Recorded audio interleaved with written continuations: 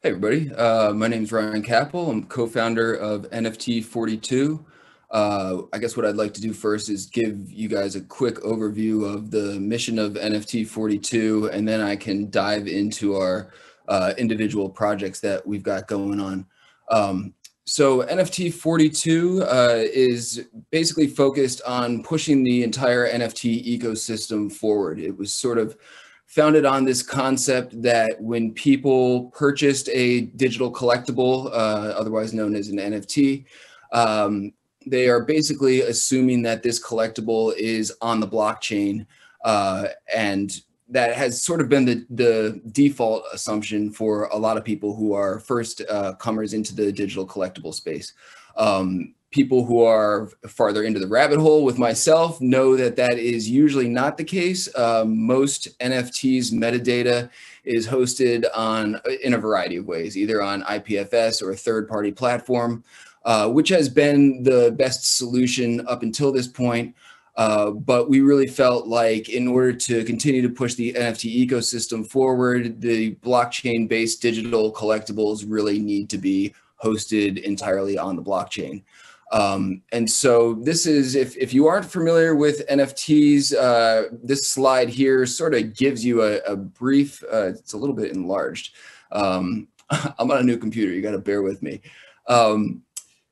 NFTs span like a very wide range of use cases. Right now, predominantly, it's in the digital art, gaming. Those seem to be the two sectors that are really taking off. But further down the line, we really see NFTs being a form of virtual identity, decentralized virtual identity, where you are able to access places, platforms, and different things using your crypto wallet by acquiring a certain NFT that is potentially permission-based.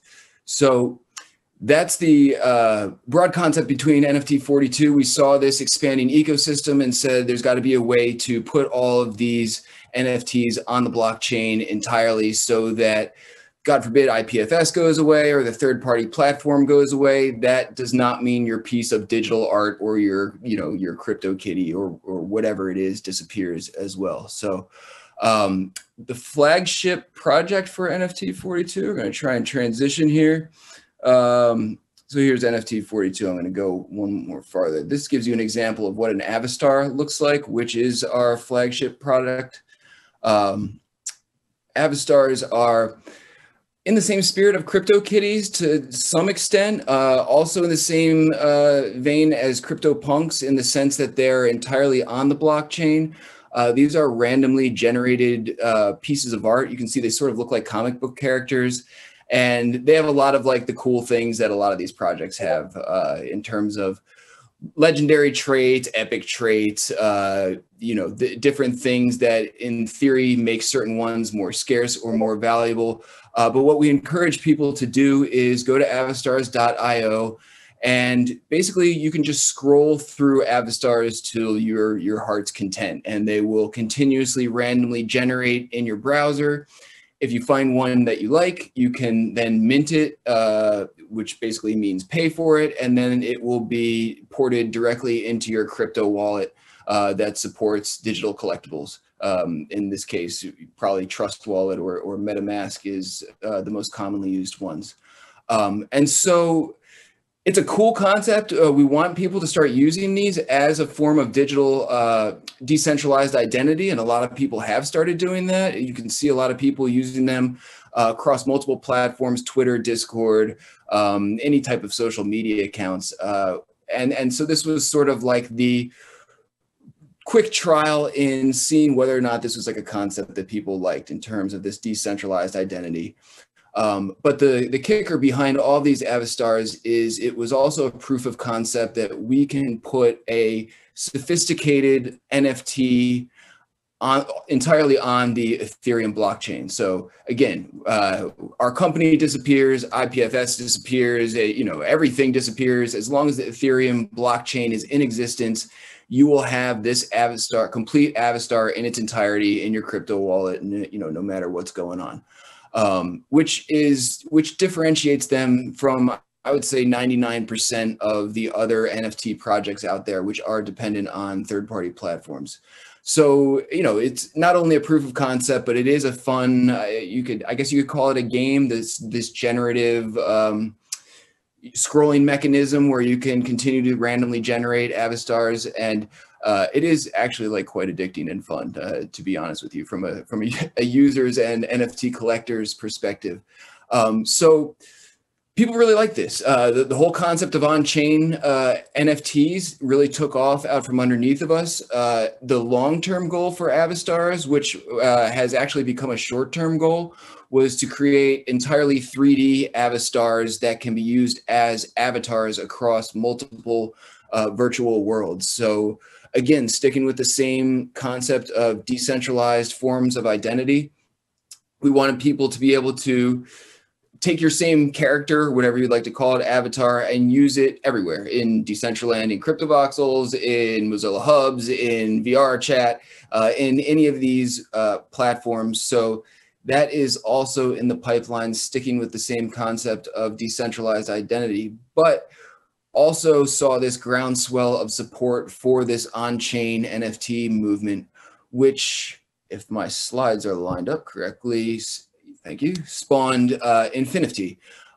So Infinity is a minting platform that essentially anybody can deploy their own smart contract and mint an NFT that will be 100% hosted on the blockchain. So again, sticking with this theory of not being dependent on a third-party platform, not being dependent on IPFS, although anything minted on Infinity is doubly backed up on IPFS, but sticking with the same mission of NFT 42 in terms of just building better NFTs that can stand the test of time and are more durable and sophisticated than a lot of what's currently out there.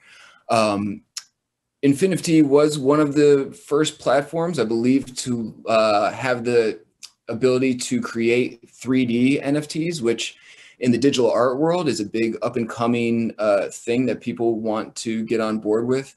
But this is primarily a minting platform for people who care a lot about the longevity of their token. There are a lot of minting platforms out there that are quite likely more affordable to use, but these are what we would consider sort of like the 1.0 of minting platforms that are backing all their stuff up on third-party, platforms and IPFS and things like that.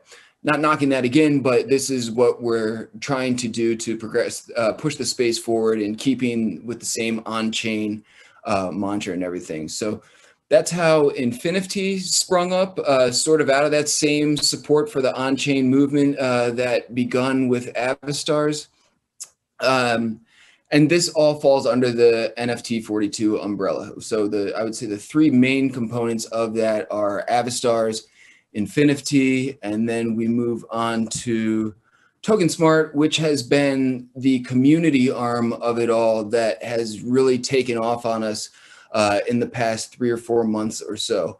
And one thing we realized very, very quickly, especially in the crypto world and the NFT world, is that there's so many cool projects and concepts going on, and it feels like a day in crypto is like a year in real life, just because of how fast everything is moving. But people are struggling to get the word out of their projects, and a lot of these projects fall flat, not because they aren't cool or don't have something really awesome to offer, but just because they have no community support or don't have a vehicle to get the word out. So TokenSmart, this is actually the podcast logo, the podcast words on top of the TokenSmart logo. But TokenSmart was sort of born out of this concept that we need a community built around all these cool projects that are going on, including ours, but outside of ours as well. So TokenSmart is a Discord channel that everybody can find. I'll drop some links at the end, but it's discord.gg/NFT. And it has become sort of like the go-to place for a lot of thought leaders in the NFT community to source information, bounce ideas off of each other. Again, mostly sticking with the developer, art, gaming. Those seem to be like the three biggest, thriving communities within the Token Smart community right now. But we get a little bit of everything and have a really great, vibrant community that is extremely well educated. So that was spawned, let's see, 6 to 8 months ago, and we've continued to add on to that as time goes on. Token Smart podcast has sprung up, hosted by myself and two of my coworkers, Trislet and Matthew. Matthew and I are also on a separate podcast that is hosted on the hosts listening parties on the Token Smart server that highlights different projects and developers and just cool stuff going on within the space. So we've tried to really position ourselves through NFT 42 as the hub of all the cool stuff that's going on in the NFT environment, to a great deal of success. And it's been a lot of fun between these podcasts. And let's see if, again, check my slides. So this is a shot from the WIP meetup. If you're still following me down the NFT rabbit hole here, this is where we go deep. Every week we've been holding these weekly meetups through the Token Smart and what's called the WIP, WIP, which stands for Work in Progress community. And what happens is every single week we gather all the people and throw them into a different location in a blockchain-based VR world. Most of the time it has been in CryptoVoxels. CryptoVoxels, for those of you who aren't familiar, it's essentially like a blockchain-based Minecraft platform. So it's very blocky in the same way that Minecraft is, but it's all hosted on the Ethereum blockchain. And so you can buy and sell land parcels on the Ethereum blockchain. You can sort of see in the picture, a lot of people got different things that they're wearing. All of these items can be traded, bought and sold on the Ethereum blockchain. And so we've tried to galvanize ourselves within these blockchain-based virtual worlds because it seems like where the NFT community makes the most sense to live virtually or whatever. Historically, it's been on the Ethereum network.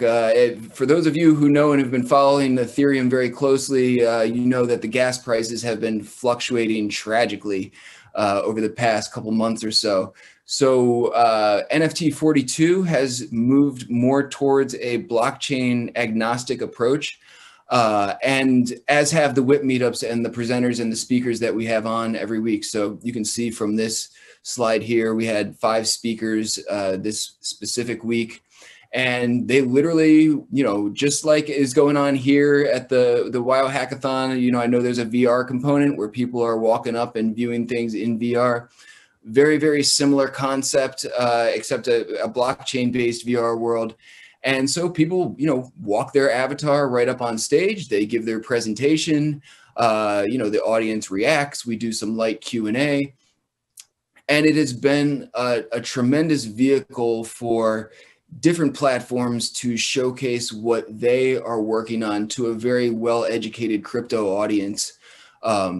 And we do some fun stuff as well. I mean, within the NFT community, I've been a little personal aside, I've been involved in crypto for a long time now, since about 2012. I was just talking on a panel earlier with a fellow like Bitcoin maximalist, and that's sort of how I entered the scene, but really fell down the Ethereum NFT rabbit hole a couple years ago, just because there's so much fun stuff going on. I mean, it's really quite the gathering of artists and musicians and creatives that didn't really have a home within, the typical crypto sphere that is, essentially like a numbers-based thing going on. I mean, DeFi is really cool. They've got some cool stuff going on right over there, but it doesn't attract the creatives in the same way that NFTs have. So we've tried to really flex that at our weekly meetups and everything. So we've evolved into having musical guests every single week that are all blockchain-based musicians. So they're creating their music and putting it on the blockchain, and we try and encourage those musicians and DJs and people who are familiar with the technology to showcase their product on our stage. So every week we have like a musical pre-party, so to speak, and you'll see a bunch of really weird looking dancing avatars before each of our shows. Then we'll get to the speaker lineups. A lot of times it has to do with cool crypto art projects, or again, different concepts and projects going on within the NFT space. And then another part of what we've been doing after these events is taking our entire audience on what we call like a virtual field trip to another spot in VR or another spot in crypto voxels, or sometimes we get a project sponsoring us that wants us to come to their specific VR world or host their project within our platform and do like a deeper dive into it. So that's been a really fun way to take our audience, which is quite the spectacle, actually. If you have never been to one of these things or never seen one of these things, it's quite humorous to literally try and have 100 avatars simultaneously teleport through a portal on the wall to somewhere else within the metaverse or somewhere else in VR. And just to get the terminology right, just so you guys know, what I refer to as the metaverse is essentially all of these VR platforms, whether it's blockchain based or non-blockchain based. What we see moving forward is, much more of a Ready Player One type of virtual environment, which takes us back to the avatars and the decentralized identity and the 3D avatars that we would like people to start having some cross compatibility within these VR environments, so that if you see my avatar show up in crypto voxels, you immediately recognize it as me. If you see it show up in Decentraland, you immediately recognize it as me. If you see it show up, so same thing across multiple platforms. And that way you don't have to recreate the wheel every single time you sign up for a new platform. It's sort of plug and play your you, or whatever you decide you want to be, whether it's a dragon or like a regular looking person or whatever, you're you no matter where you go in the metaverse, which is what we're really pushing for with these 3D avatars that we are working towards. Currently, we got on generation 2 of the 2D versions that people are basically using as their profile pictures, but that is the end goal. So there's, 5,000 per series. We sold through the first series of 5,000 avatars pretty quickly. I think we got like 2,000 left in series 2 before we capped that. And originally the plan was to not go 3D until 2 or 3 years down the line. And then we realized that the capability is there and the demand for it is there. So we are quite likely going to be moving towards that more quickly than anticipated. So cycling back to the WIP meetups and these field trips that are occurring cross metaverse, we quickly realized that has its own appeal, and that a lot of people were showing up for our events to almost do the before and after stuff. Like there's a solid contingency of people who want to hear the speakers and are genuinely interested in hearing about NFT projects. But there's always also a solid contingency of people who were there for the pre-party music. And again, just going back to the creatives in the space, they just wanted to see the cool art drops or the cool pre-party music, or stick around for the field trip, which this past week was, in my opinion, one of the most fun ones ever. We essentially shoved 160 people through a portal and went to the Bronx Zoo in crypto voxels, which again looks like Minecraft. And we have our, this is quite a sophisticated operation. We've got a squad of about 10 people helping pull off these virtual events, and including a videographer who has been taking short snippets of video and creating what we call WIP moments, based on, certain memorable things that have happened throughout each of these events. And so this one was an awesome one. So we funneled everyone over to the Crypto Voxel Zoo. We got everyone in their goofy wearables standing out front of the Crypto Voxel Zoo, took an awesome group photo, took a series of GIFs of, people dancing on the voxel elephant in there. And it sounds totally wacky, and that's because it is totally wacky. But that is one of the things people have really grown to love. And what I truly appreciate about this space really blossoming, specifically the NFT space, is that it has provided a home for people to express their creativity and have a lot of creative freedom within the metaverse, where you can essentially do anything you want. Be whoever you want, create whatever music you want, you create whatever art you want. You can throw it up on the blockchain for minimal cost, and bam, you're a musician, you're an artist. There's no,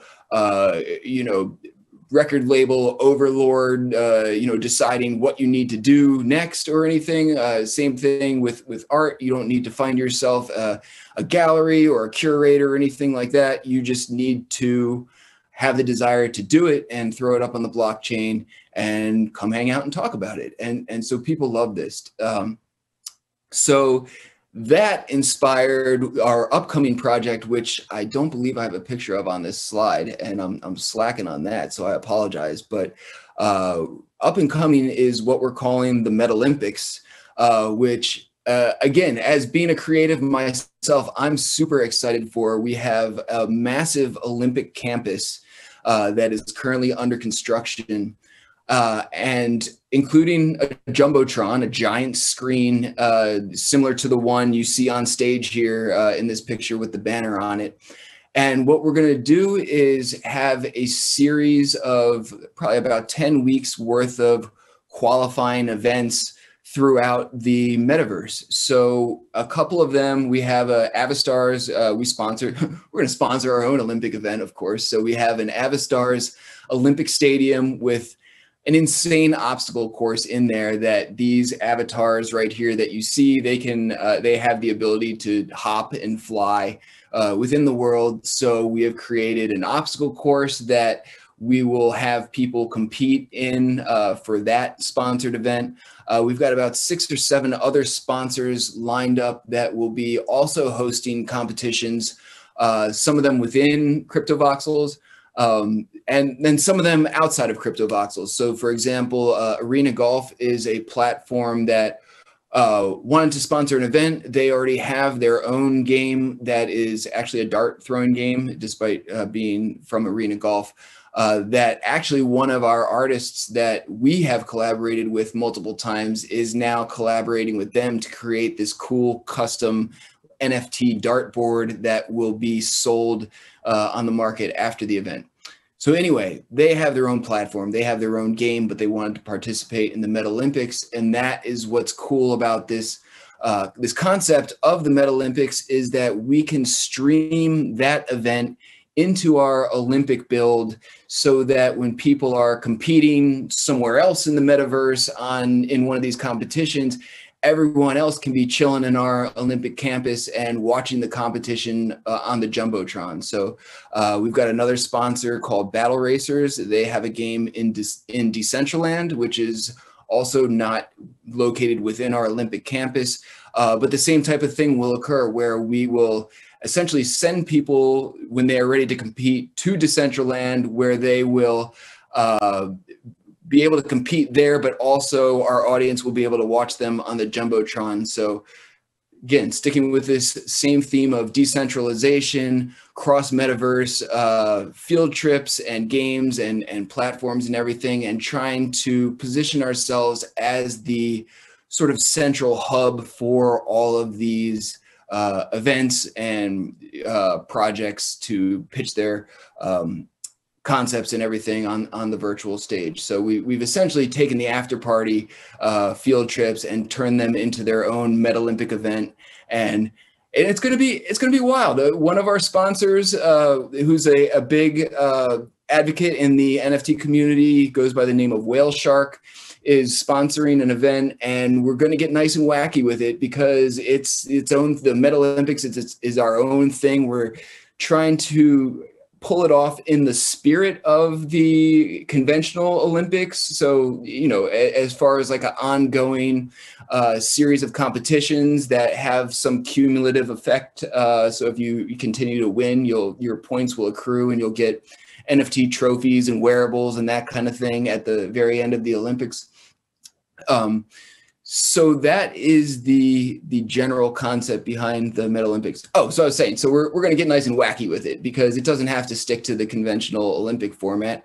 And so Whale Shark is sponsoring a build, and we're going to have a giant whale maze complete with, you know, whales spouting life preservers out of their blowholes, and, you know, a full like nautical theme. And we'll probably do some sort of like timed maze run, or the first 10 people to complete it type of thing. So we actually, you know, while I'm here, have a couple spots open. If people are listening or interested and want to get in on the Metal Olympics, we're probably will be kicking them off in about, I would say, 2 to 3 weeks before the first qualifying event. So certainly accepting participants. You know, participating is free and fun and totally weird. So would be cool to see anyone show up. But if you have questions or want to get involved in any type of way, I will drop some links here. This is, yeah, for each of our main projects here. You can also hit me up on Twitter at any time, at NFTland. And the meetup that I was just referring to is called the WIP Meetup. And you can find that on Twitter at the WIP Meetup, WIP spelled WIP. And WIP stands for Work in Progress, which is the time, which is what we generally try to stick with as a theme, that all of us are just continuing to try and improve the ecosystem. All of these projects and platforms are a work in progress, and we're all working towards this same goal of making NFTs a very real mainstream adopted thing that we all know is going to happen eventually. We're just trying to push the envelope and get there now, basically. So I see I only have a couple minutes left. I'm not sure if we got questions queued up, but I goofed on the panel and didn't leave any space for it and ran my mouth the whole time. So if there are questions, I'm happy to field any. But that is the quick and dirty pitch of everything we've got going on. And yeah, we would love to see any of you guys come out to our events or hop in the Discord and come check us out.